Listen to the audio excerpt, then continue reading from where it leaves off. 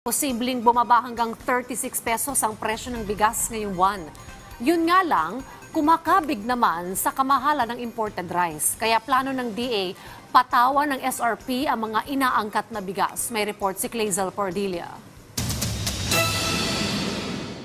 Bali, isang ano na lang po din, sandok, tapos ulam, yun lang.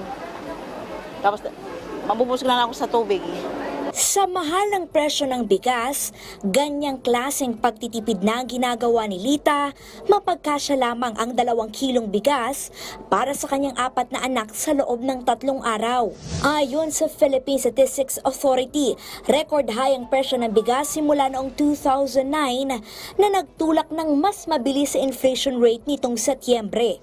Sa kabila ng pagpapatupad ng price cap sa bigas, ang average price ng regular milled rice sa karaang buwan, higit 47 pesos, habang ang well-milled nasa 52 pesos.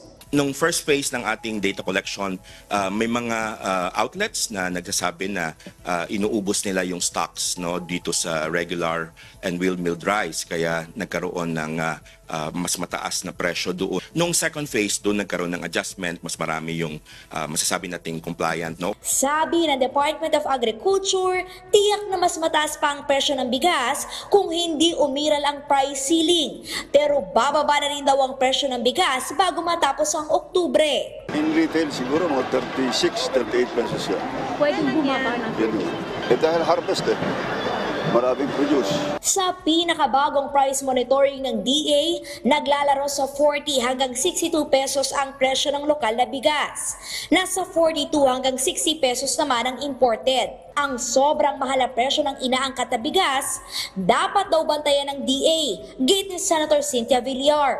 Ang presyo nila 6 pesos sa palay, di 12 pesos sa rice. Plus bayad kang 35% tariff at transportation. Ang landed cost is 20 per kilo. O bakit nila binebenta ng 60? Is that reasonable?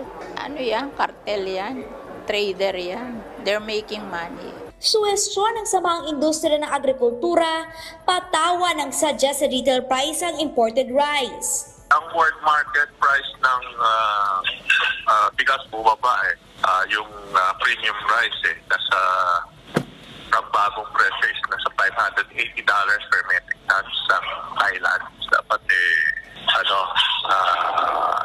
i-cap na natin siguro yun para di tumaas yung presyo. Pinag-aaralan pa Yung 60 pesos na imported, mahal ba yun, sir? Mahal yun. Po? Masyadong mahal. Kung sasabihin mo, siguro mga 38, 40. 38, 40. Kaya naman daw ibaba ng ilang rice retailer ang benta sa bigas. Kung mababa po ang bigay ng dealer, ibababa rin po namin. Ganun lang naman po yun. Clazel Pordilia para sa Morning Show ng Bayan, Rise and Shine Pilipinas. Tiniyak po ng gobyerno na tinutugunan ang inflation o pagtaas ng presyo ng bilihin at serbisyo.